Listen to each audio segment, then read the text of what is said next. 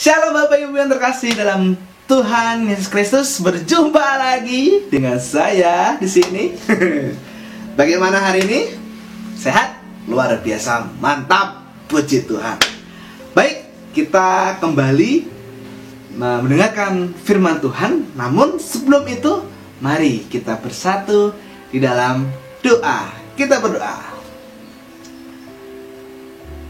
Bapa Sorgawi, kami bersyukur bahwa Tuhan selalu hadir. Tuhan selalu menolong kehidupan kami. Engkau adalah gembala dan sahabat yang sejati. Tuhan, sebentar kami hendak mendengarkan firman-Mu. Biarlah firman ini Tuhan menjadi bukti bahwa Engkau adalah gembala yang betul-betul sejati. Gembala yang betul-betul ingin menjagai anak-anaknya, domba-dombanya. Biarlah firman ini Tuhan dapat meneguhkan kehidupan kami. Bersabarlah ya Tuhan, karena kami siap untuk mendengarkan. Amin. Firman Tuhan kita pada hari ini saya bacakan dari Yehezkiel 34 ayat yang pertama sampai dengan 16. Yehezkiel 34 ayat yang pertama sampai dengan 16. Demikian firman Tuhan. Tuhan gembala Israel yang baik melawan gembala-gembala yang jahat. Lalu datanglah firman Tuhan kepadaku, hai anak manusia, bernubuatlah melawan gembala-gembala Israel. Bernubuatlah dan katakanlah kepada mereka, kepada gembala-gembala itu, beginilah firman Tuhan Allah. Celakalah gembala-gembala Israel yang mengembalakan dirinya sendiri.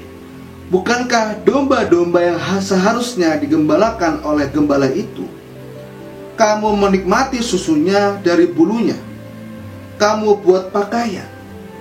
Yang gemuk kamu sembelih, tetapi domba-domba itu sendiri tidak kamu gembalakan. Yang lemah tidak kamu kuatkan. Yang sakit tidak kamu obati. Yang luka tidak kamu balut.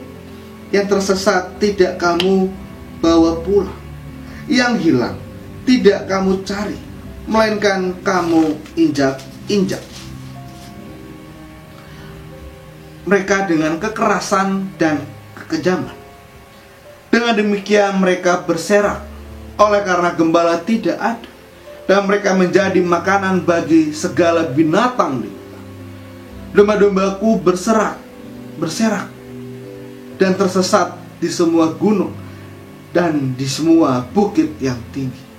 Ya, di seluruh tanah itu domba-dombaku berserak, tanpa seorang pun yang memperhatikan atau yang mencarinya.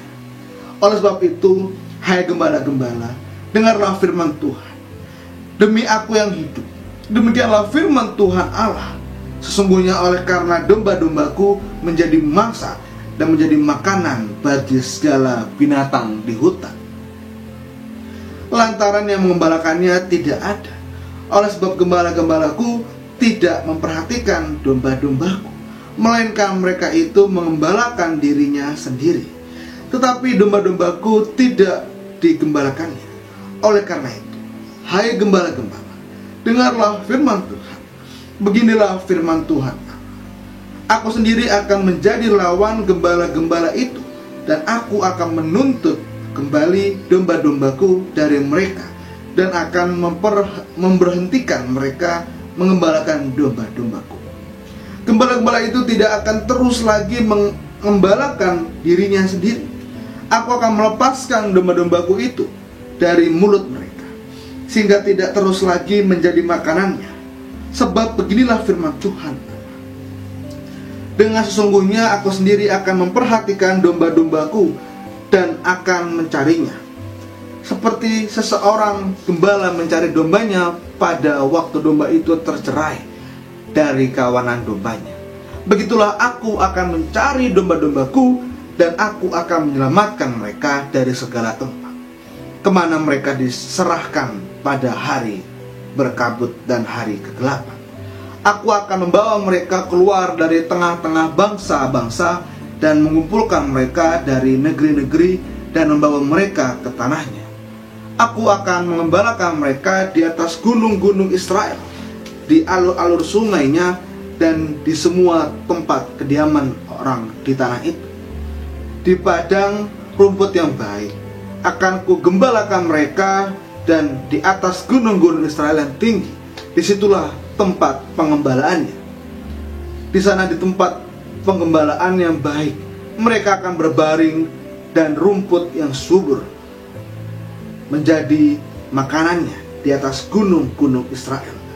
Aku sendiri akan mengembalakan domba-dombaku, dan aku akan membiarkan mereka berbaring.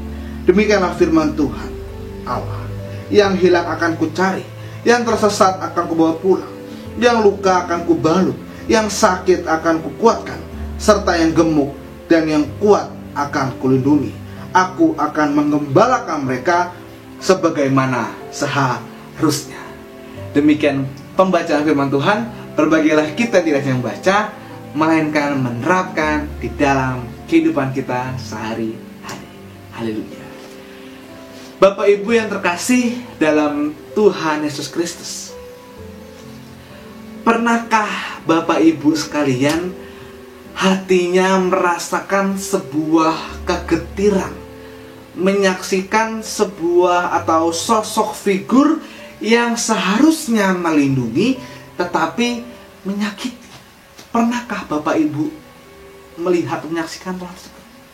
Contoh, misalkan ada orang tua yang seharusnya melindungi anak-anaknya, menjaga anak-anaknya, merawat serta membimbing, tetapi malah menyakiti, memukul, menyiksa. Apakah pernah? Apakah ada? Selanjutnya, apakah Bapak Ibu pernah melihat sosok pemimpin rakyat yang seharusnya mengedepankan kepentingan rakyat, tetapi malah mengambil uang rakyat? Itu malah banyak ya, kita sering melihat di berita. Atau malah seorang gembala yang seharusnya memberikan teladan hidup, tetapi malah menelantarkan jemaatnya. Bagaimana perasaan Bapak Ibu? Sedih nggak kira-kira kalau melihat sosok figur yang seharusnya mengayomi kita, tapi malah menelantarkan kita, atau ya mencari kepentingan pribadi? Sedih nggak Bapak Ibu kira-kira? Nah, dalam Yeskiel 34 ini kita dapat melihat sebuah perbandingan antara mana gembala yang jahat dan mana gembala yang baik. Gembala yang jahat hanya menyandang status sebagai gembala, namun tidak menjalankan fungsi kegembalaannya tersebut dengan baik dan dengan bijaksana. Dan gembala yang jahat justru malah mengembalakan dirinya sendiri, menikmati susu dombanya, membuat pakaian dari bulu dombanya, dan memakan daging dombanya. Gembala yang jahat tidak serius mengembalakan domba-dombanya.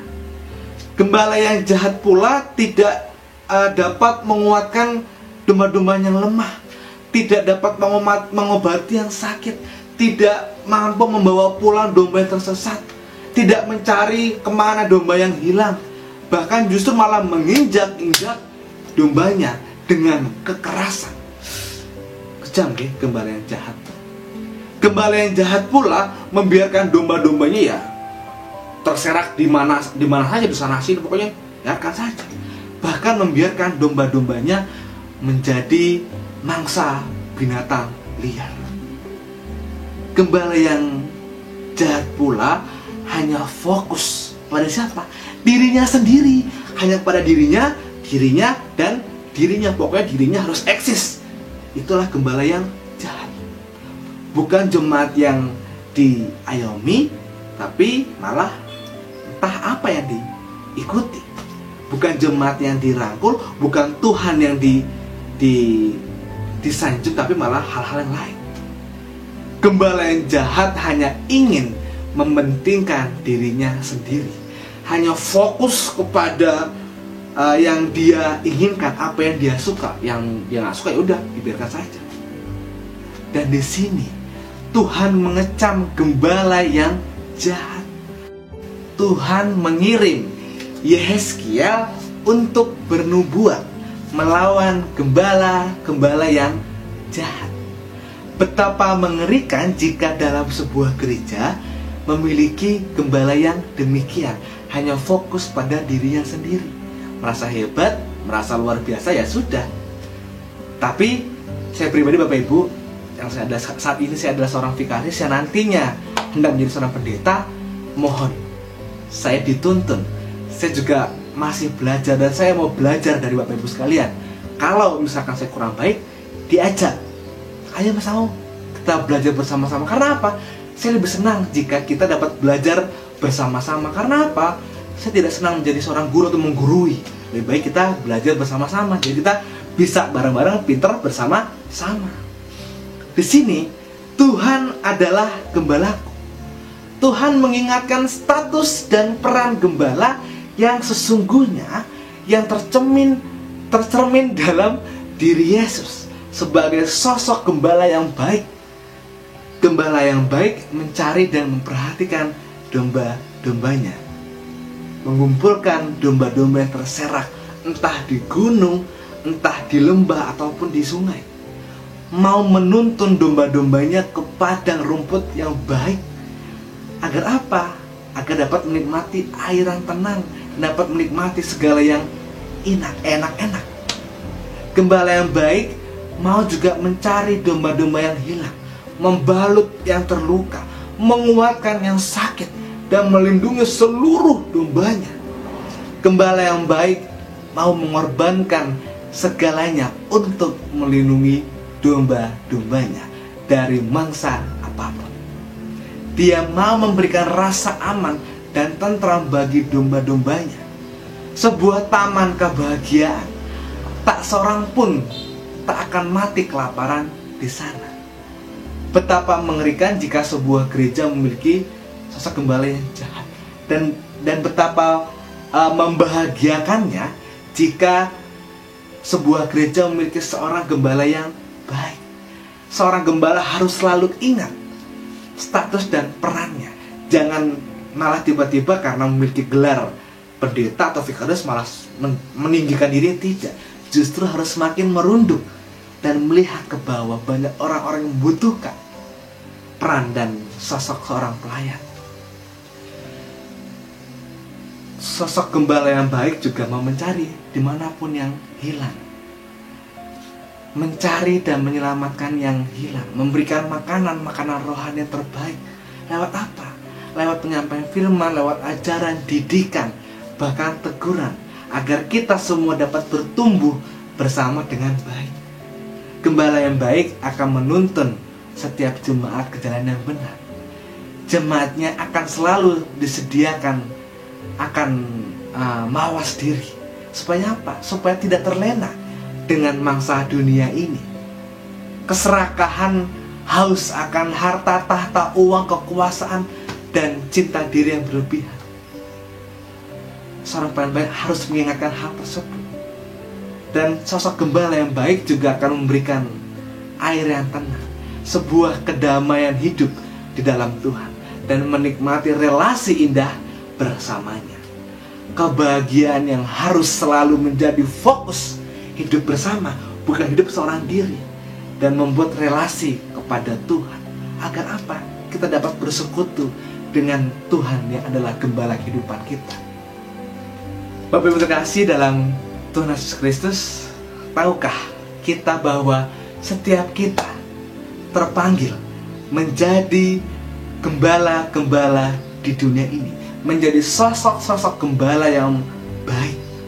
Gembala yang baik bagi siapa? Bagi keluarga, bagi anak-anak, bagi masyarakat, bagi teman, bagi orang-orang di kantor, bagi semua pun, di mana saja. Kita adalah sosok gembala-gembala yang baik. Gembala-gembala yang mau mengayomi, gembala-gembala yang pokoknya yang terbaik. Apapun profesi yang dipercayakan Tuhan kepada kita hari ini, Tuhan ingin kita dapat berperan sebagai gembala-gembala yang baik dengan meneladani Tuhan Yesus sebagai gembala yang baik. Amin. Tuhan Yesus memberkati. Kita berdoa. Kami mengucap syukur Tuhan, Engkau telah mengajarkan kepada kami agar kami dapat menjadi gembala-gembala yang baik, bukan gembala-gembala yang mau meninggikan diri kami masing-masing. Biarlah dengan firman-Mu ini Tuhan, kami ditegur, kami dapat melihat siapa diri kami. Biarlah Tuhan senantiasa ajarkan kepada kami agar kami dapat menjadi sosok yang baik. Dan Tuhan, inilah doa-doa kami. Kiranya Tuhan mendengar apa yang menjadi seruan kami. Kami berdoa di dalam nama Tuhan Yesus Kristus, Sang Juru Selamat yang baik. Amin. Demikian renungan harian kita pada hari ini. Sampai berjumpa lagi di renungan harian yang berikutnya. Dadah.